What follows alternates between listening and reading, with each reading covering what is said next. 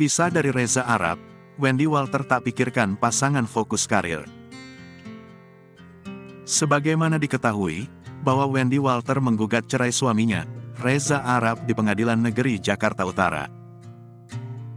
Saat ini proses perceraian masih berlangsung. Karena kini telah sendiri, Wendy Walter akan fokus karir ketimbang mencari pengganti pujaan hati.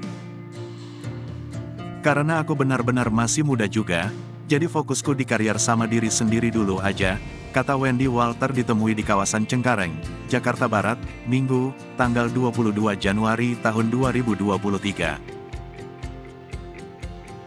Menurut Wendy, masih banyak yang harus dilakukannya untuk berkembang di umurnya yang masih terbilang muda, yaitu berusia 26 tahun.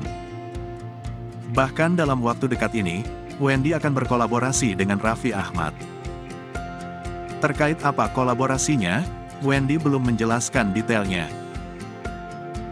Karena aku lagi jalanin banyak hobi, menurut aku butuh untuk skill-skill seperti itu sih, dan kayak ketemu banyak orang, jadi pengalaman baru, ujar Wendy.